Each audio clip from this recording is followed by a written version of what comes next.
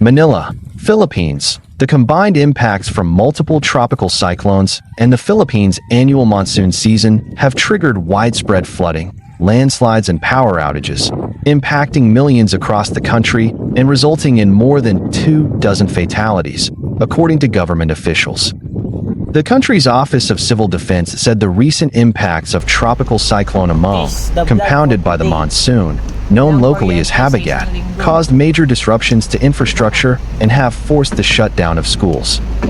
More than 53,000 families have sought refuge in evacuation centers following days of torrential rainfall, and access to many of the hardest-hit regions remains severely limited due to submerged roadways.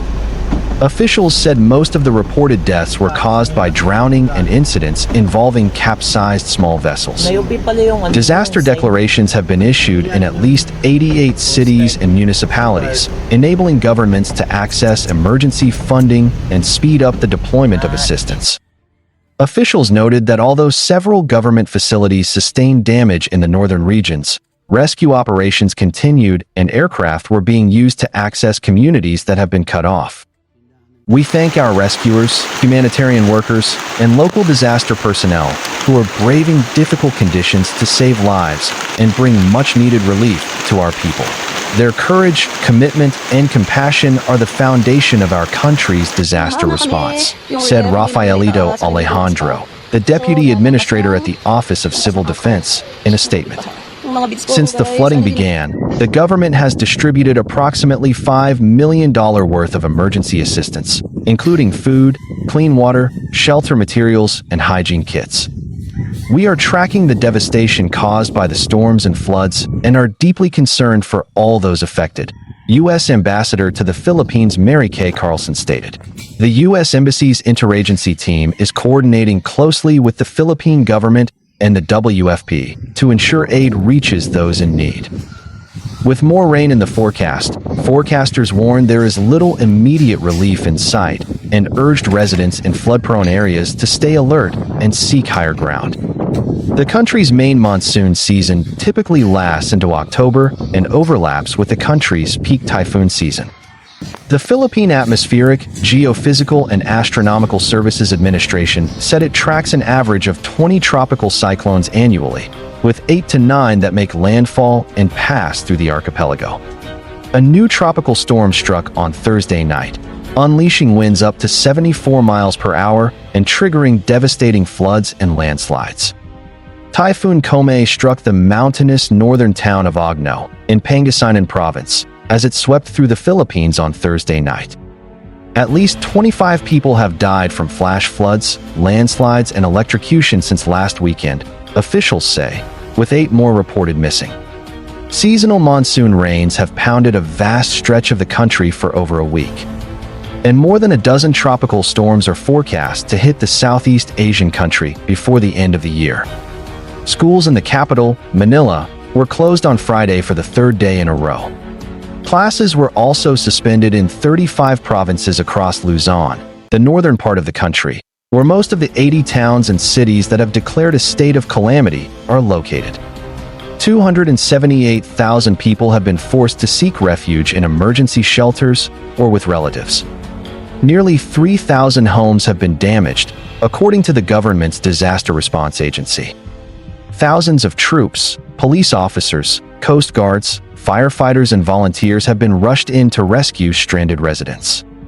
The U.S. has pledged to provide military aircraft to help transport food and other aid if weather conditions worsen.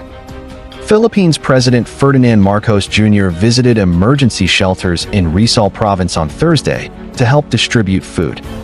He called an emergency meeting with disaster response chiefs, warning that both the government and public must brace for more frequent and unpredictable natural disasters thanks to climate change. The Philippines faces about 20 typhoons and storms every year, most hitting the poorest regions of the country. By Friday afternoon, the typhoon had moved northeast and weakened slightly. It comes as flash floods tore through central Texas in early July, killing 135 people in a tragedy that shook Texas to its core. Among the victims were children as young as 8, attending a summer camp. At least 27 campers and members of staff from Camp Mystic died. The floods claimed more lives than Hurricane Harvey, the Category 4 storm that devastated Texas in 2017 and killed 107 people. Heavy rain throughout the night caused major flooding in the capital of Manila, Philippines, on Tuesday, July 22nd, forcing tens of thousands of residents to evacuate and prompting the closure of schools and government offices.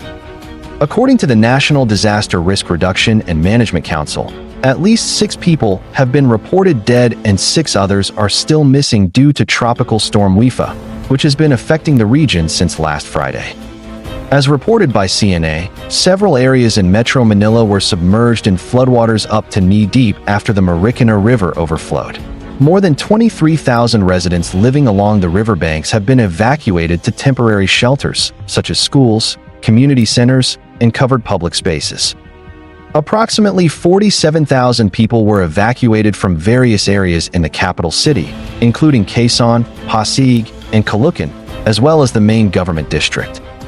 Wilmer Tan from the Marikina Rescue Office noted that the majority of those affected by the floods were from low-lying areas along the river. He recorded that the water level of the Marikina River had reached 18 meters. In Caloocan, an elderly woman and her driver were reported to have been swept away while trying to cross a flooded bridge. Their car was recovered last night. The rescue operation is continuing, but as of today, they haven't found either of them, said John Paul Neitz, assistant supervisor of the Central Emergency Operations Center. Although the floodwaters began to recede on Tuesday morning, July 22, 2025, thousands of residents were still unable to return to their homes. Tropical Storm Wildfire, locally known as Crising, has been lashing the Philippines since last Friday. The country is hit by about 20 tropical storms or typhoons each year, and the poorest regions are usually hit the hardest. Global warming, which exacerbates climate change, has worsened the strength of the storms. This is hard, because if the rain will continue, the river will swell, said 61-year-old Avelina Lumingtad, a street sweeper in Manila, near the still flooded areas. Over 500 flooding incidents were recorded in the Metro Manila area in the past 24 hours due to heavy rains triggered by the southwest monsoon, Habagat, and a low-pressure area, LPA, according to the Metropolitan Manila Development Authority, MMDA, on Tuesday, July 22, 2025. MMDA Chairman Romando Arts reported that as of 11 o'clock local time, the number of flood spots had decreased to 273. Throughout Metro Manila within 24 hours, there were more than 500 flooding incidents in various areas. As of 11 a.m., it went down to 273, explained Arts in a press conference at Malacanang Palace. He added that the flooded areas varied, and over 200 flood spots had been declared clear. Meanwhile, the Philippine Atmospheric, Geophysical, and Astronomical Services Administration, PAGASA, warned that heavy rain is expected to continue in several areas due to the combination of the Habagat and the low-pressure area. According to Geomanitwork, this extreme weather has caused widespread flooding, severe traffic congestion, and left piles of debris in several parts of the capital.